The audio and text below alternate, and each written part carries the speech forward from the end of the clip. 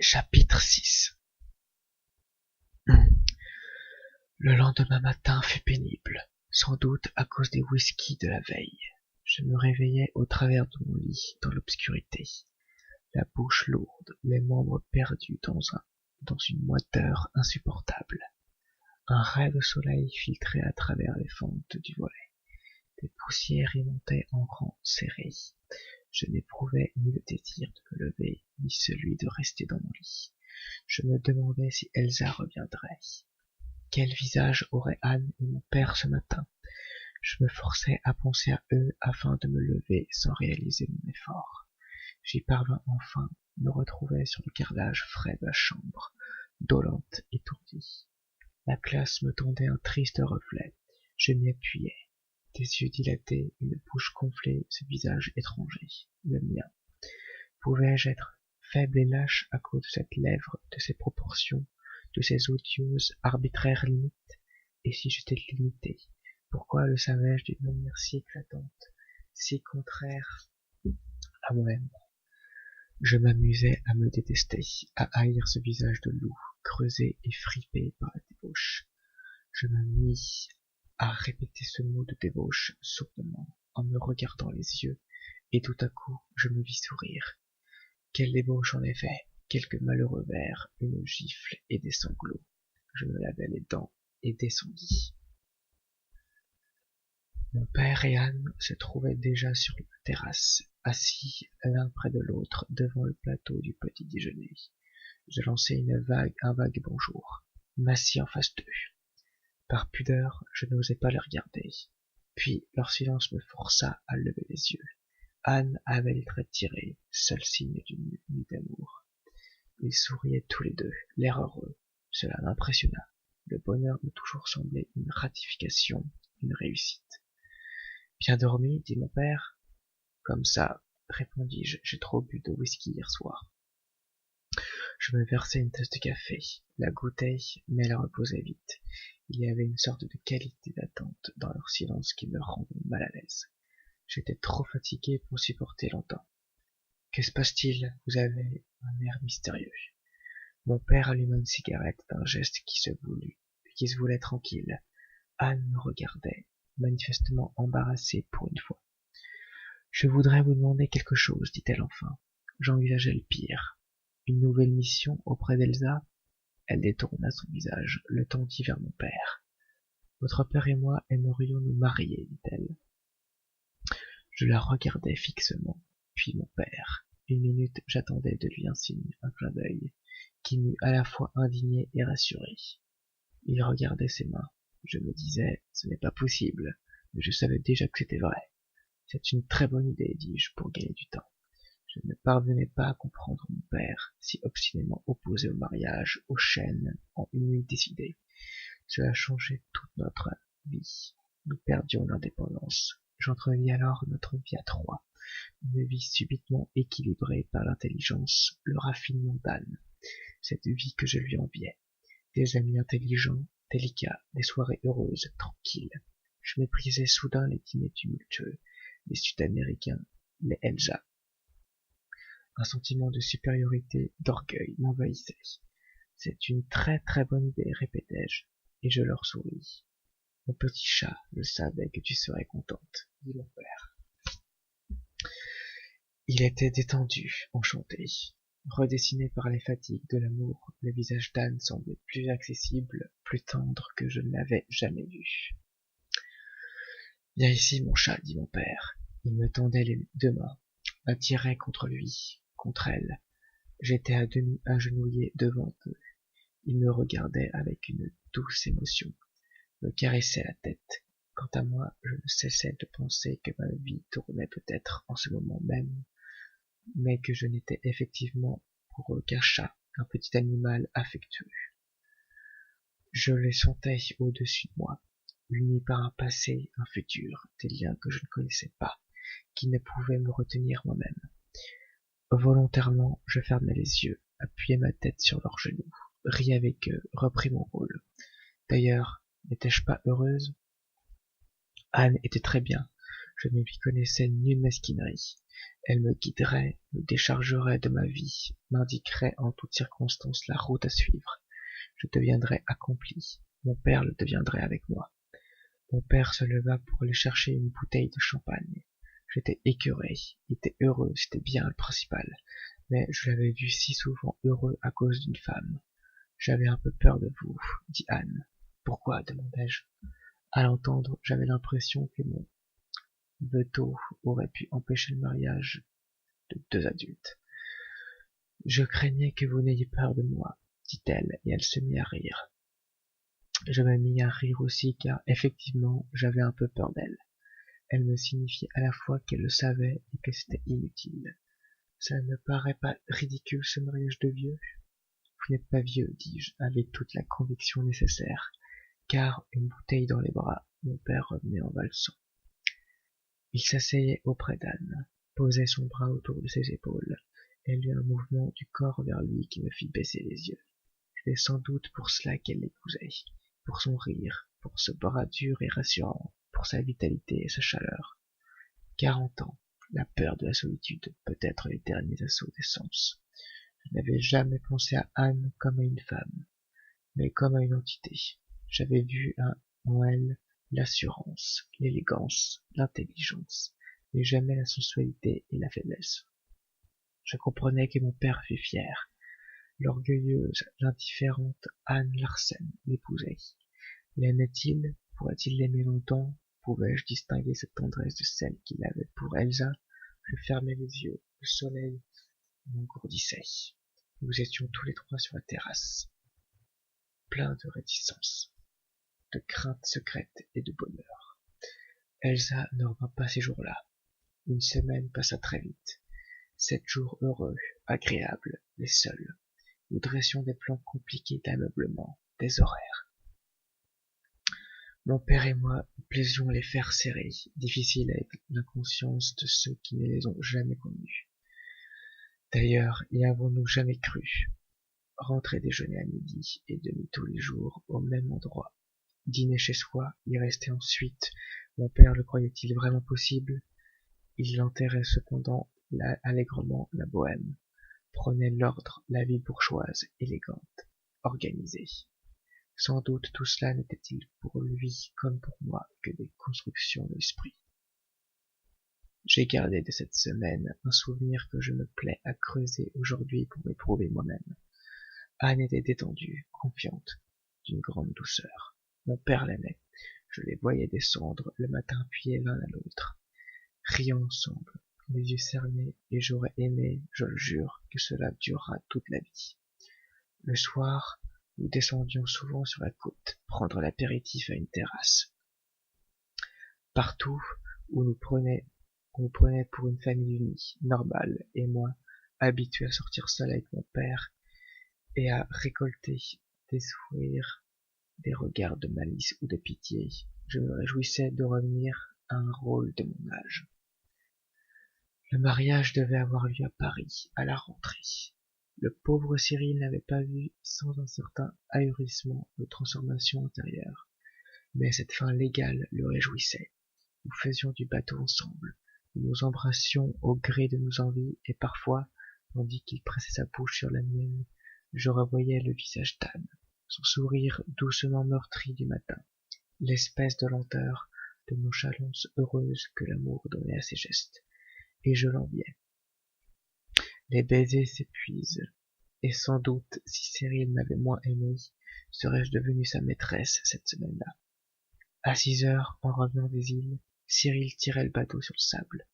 Nous rejoignions la maison par le bois de pin, et, pour nous réchauffer, nous inventions des jeux d'indiens, des courses à handicap.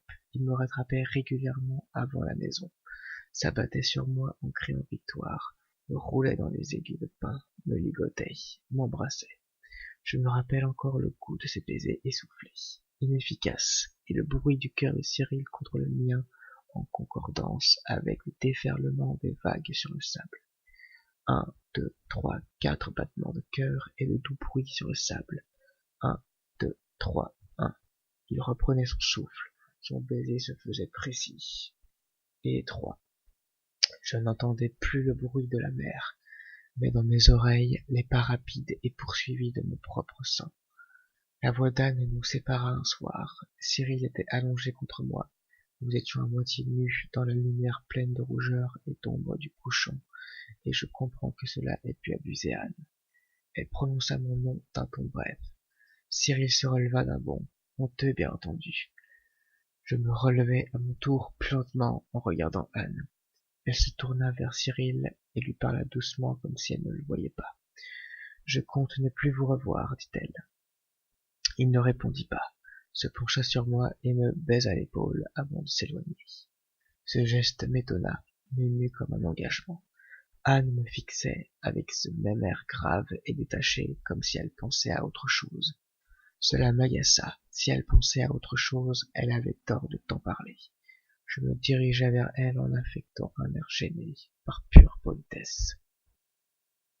Elle enleva machinalement une aiguille de pain de mon cou et sembla me voir vraiment.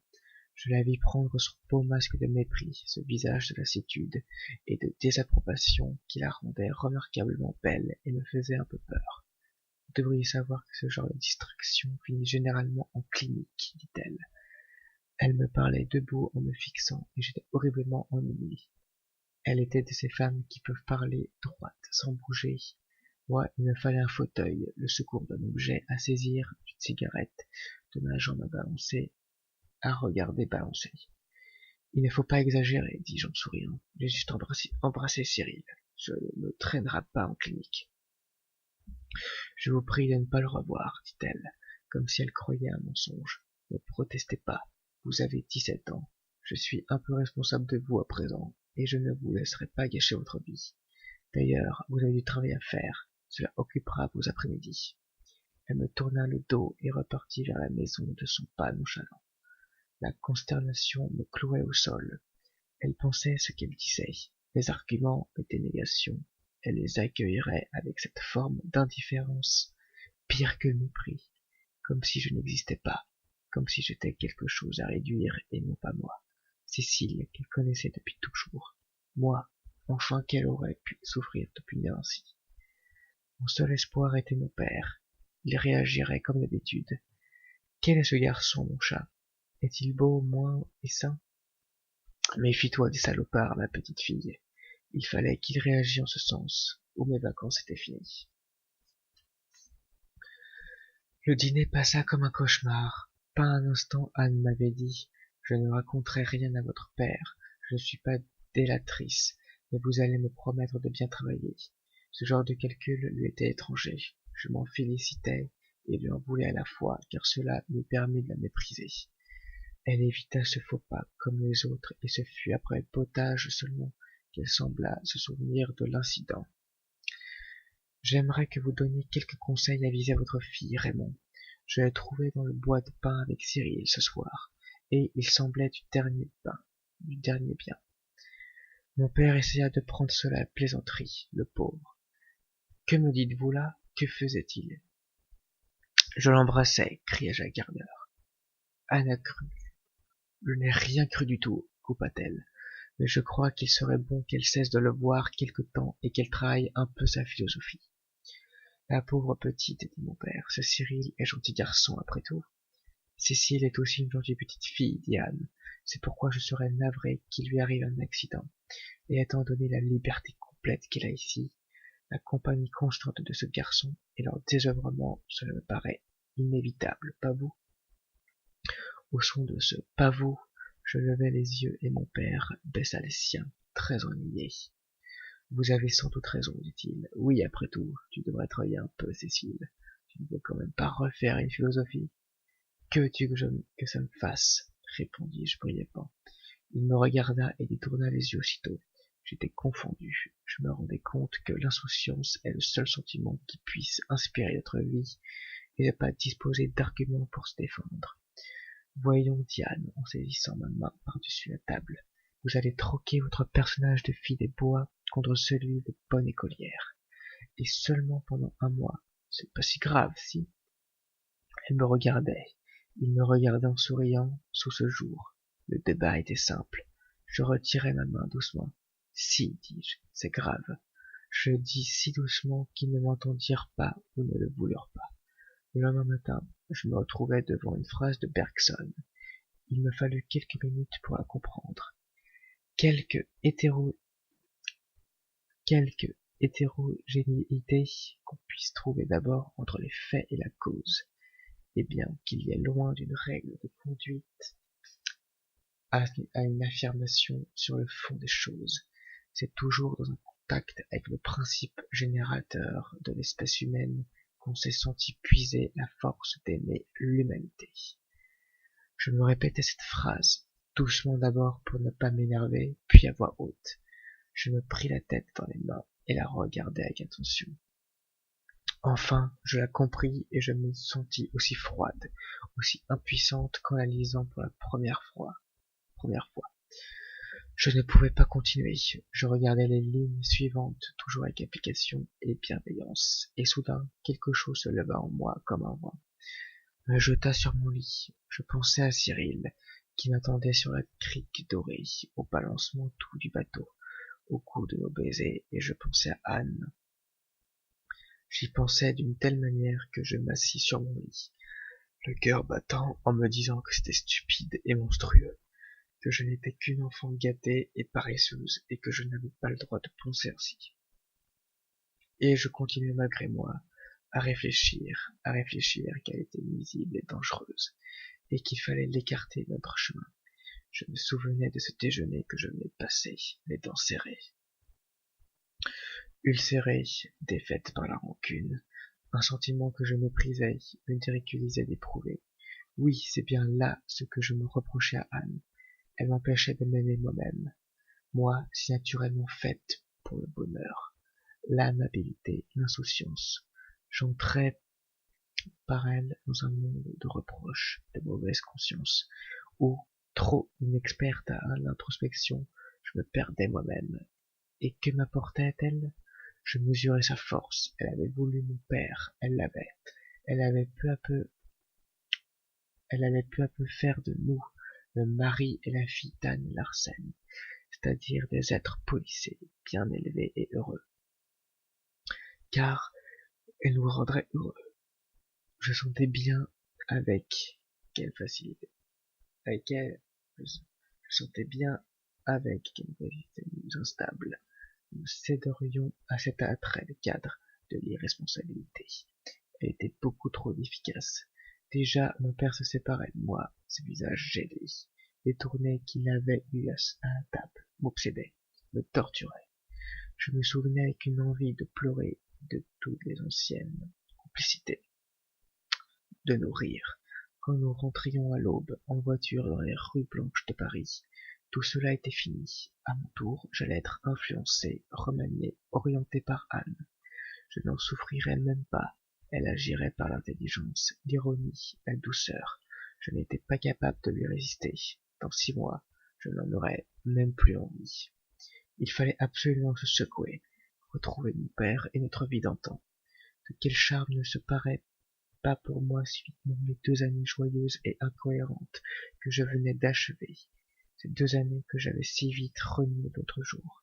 La liberté de penser et de mal penser et de penser peu, la liberté de choisir moi-même ma vie, de me choisir moi-même.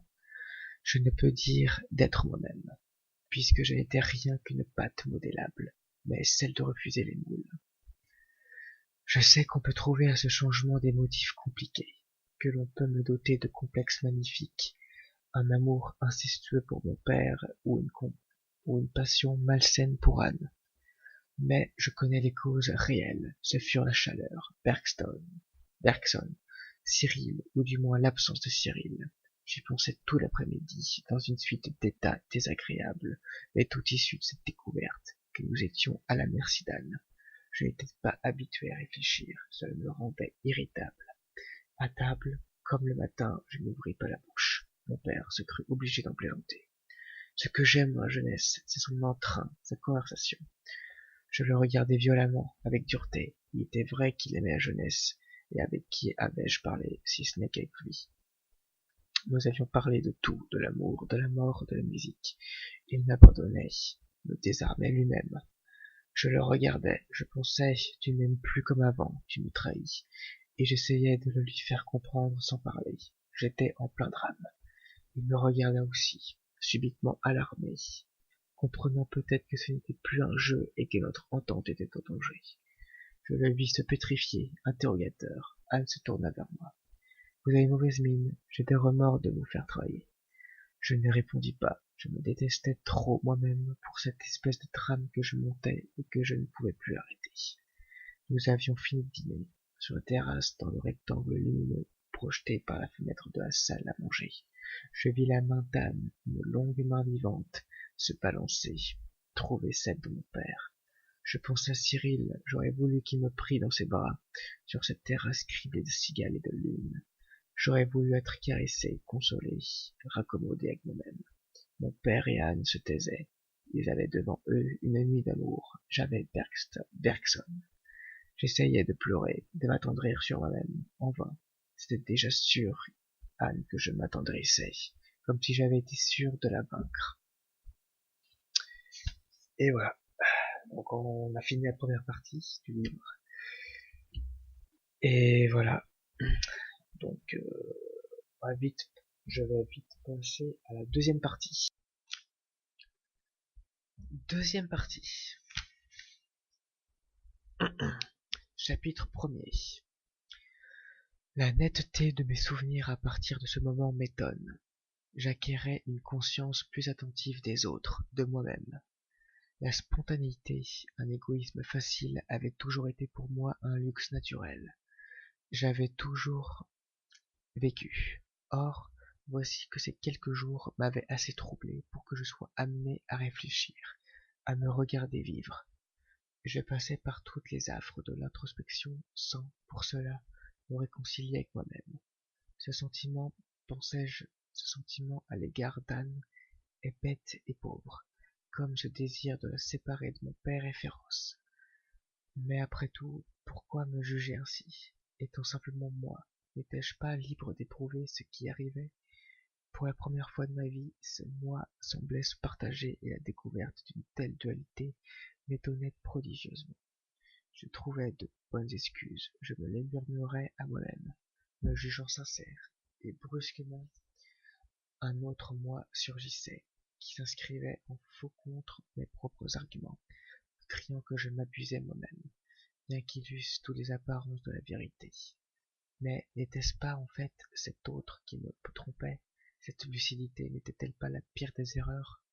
Je me débattais des heures entières dans ma chambre pour savoir si la crainte, l'hostilité que m'inspirait Anne à présent se justifiait, ou si je n'étais qu'une petite jeune fille égoïste et catée en veine de fausse indépendance.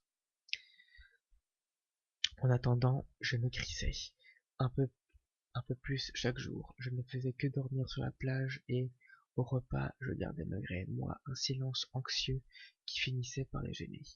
Je regardais Anne, je l'épiais sans cesse. Je me disais tout au long du repas, ce geste qu'elle a eu vers lui, n'est-ce pas l'amour, un amour comme il n'en aurait jamais d'autre, et ce sourire vers moi avec ce fond d'inquiétude dans les yeux. Comment pourrais-je lui en vouloir? Mais soudain, elle me disait, quand nous serons rentrés, Raymond, alors l'idée qu'elle allait partager notre vie et intervenir me hérissait. Elle ne me semblait plus qu'habileté et froideur. Je me disais, elle est froide, nous sommes chaleureux. Elle est autoritaire, nous sommes indépendants. Elle est indifférente, les gens ne l'intéressent pas, ils nous passionnent. Elle est réservée, nous sommes gais. Il n'y a que nous deux de vivants, et elle va se glisser entre nous avec sa tranquillité. Elle va se réchauffer, nous prendre peu à peu notre bonne chaleur insouciante. Elle va nous voler tout, comme un beau serpent. Je me répétais un beau serpent, un beau serpent. Elle me tendait le pain et soudain je me réveillais. Je me criais, mais c'est fou, c'est Anne, l'intelligente Anne, celle qui s'est occupée de toi. Sa froideur et sa forme de vie, tu ne peux y voir du calcul. Son indifférence la protège de mille petites choses sordides. C'est un gage de noblesse. Un beau serpent. Je me sentais blêmir de honte. Je la regardais. Je le suppliais tout bas de me pardonner. Parfois, elle surprenait ses regards, et l'étonnement, l'incertitude assombrissaient son visage, coupaient ses phrases. Elle cherchait instinctivement mon père des yeux. Il la regardait avec admiration ou désir. Il ne comprenait pas la cause de cette inquiétude. Enfant, j'arrivais peu à peu à rendre l'atmosphère étouffante et je m'en détestais. Mon père souffrait autant qu'il lui était, dans son cas, possible de souffrir, c'est-à-dire peu, car il était fou d'âne, fou d'orgueil, de plaisir, et il ne vivait que pour ça. Un jour cependant, où je somnolais sur la plage après le bain du matin, il s'assit près de moi et me regarda. Je sentais son regard peser sur moi. J'allais me lever et lui proposer d'aller à l'eau avec l'air faussement enjoué qui me devenait inhabituel, quand il posa sa main sur ma tête et éleva la voix d'un ton lamentable. Anne, venez voir cette sauterelle. Elle est toute maigre. Si le travail lui fait cet effet-là, il faut qu'elle s'arrête. Il croyait tout arrangé, et sans doute, 10 jours plus tôt, cela lui tout arrangé. Mais j'étais arrivé bien plus loin dans les complications et les heures de travail pendant l'après-midi ne me gênaient plus, étant donné que je n'avais pas ouvert un livre depuis Bergson. Anne s'approchait. Je restais couché sur le ventre dans le sable, attentive au bruit de ses pas. Elle s'assit de l'autre côté et murmura. C'est vrai que ça ne lui réussit pas. D'ailleurs, il lui suffirait de travailler vraiment au lieu de tourner en rond dans sa chambre. Je m'étais retourné, je les regardais. Comment savait-elle que je ne travaillais pas? Peut-être même avait-elle deviné mes pensées. Je la croyais capable de tout. Cette idée me fit peur. Je ne tourne pas en rond dans ma chambre, protestai-je. Est-ce ce garçon qui te manque? Demanda mon père. Non, c'était un peu faux. Mais il est vrai que je n'avais pas eu le temps de penser à Cyril. Et pourtant tu ne te portes pas bien, dit mon père sévèrement. Anne, vous la voyez? On dirait un poulet qu'on aurait vidé et mis à rôtir au soleil. Ma petite Cécile, dit Anne, faites un effort, travaillez un peu et mangez beaucoup. Cet examen est important. Je me fous de mon examen, criai-je. Vous comprenez, je m'en fous. Je la regardais désespérément, bien en face, pour qu'elle comprît que c'était plus grave qu'un examen. Il fallait qu'elle me dise, alors qu'est-ce que c'est? Qu'elle me harcèle de questions, qu'elle me force à tout lui raconter. Et là, elle me convaincrait, elle déciderait ce qu'elle voudrait, mais ainsi je ne serais plus infesté de ces sentiments acides et déprimants. Elle me regardait attentivement. Je voyais le bleu de Prusse de ses yeux assombris par l'attention, le reproche. Et je compris que jamais elle ne penserait à me questionner, à me délivrer parce que l'idée ne l'effleurerait pas, et qu'elle estimait que cela ne se faisait pas, et qu'elle ne me prêtait pas une de ces pensées qui me ravageaient, ou que si elle le faisait, c'était avec mépris et indifférence. Tout ce qu'elle méritait d'ailleurs. Anne accordait toujours aux choses leur importance exacte. C'est pourquoi jamais, jamais je ne pourrais traiter avec elle. Je me rejetai sur le sable avec violence. J'appuyai ma joue sur la douceur chaude de la plage. Je soupirai, je tremblai un peu. La main d'Anne, tranquille et sûre, se posa sur ma nuque, me maintint immobile à l'instant, le temps que mon tremblement nerveux s'arrête. Ne vous compliquez pas la vie, dit-elle. Vous qui étiez si contente et si agitée, vous qui n'avez pas de tête, vous devenez cérébrale et triste. Ce n'est pas un personnage pour vous. Je sais, dis-je. Moi, je suis le jeune être inconscient et sain, plein de gaieté et de stupidité. Venez déjeuner, dit-elle. Mon père s'était éloigné. Il détestait ce genre de discussion. Dans le chemin, il me prit la main et la garda. C'était une main dure et réconfortante. Elle m'avait mouché à mon premier chagrin d'amour. Elle avait tenu la mienne dans les moments de tranquillité et de bonheur parfait. Elle avait serré furtivement dans les moments de complicité et de fou rire. Cette main sur le volant ou sur les clés, le soir, cherchant vainement la serrure. Cette main sur l'épaule d'une femme ou sur des cigarettes. Cette main ne pouvait plus rien pour moi. Je le serrai très fort. Se tournant vers moi, il me sourit. Alors, je regarde juste. Ouais, non, c'est trop long pour pouvoir continuer. Donc, voilà pour cette vidéo. J'espère que cette suite vous aura plu. Et on se retrouve, évidemment, la prochaine fois pour la suite de l'histoire. Je vous dis à bientôt. Ciao.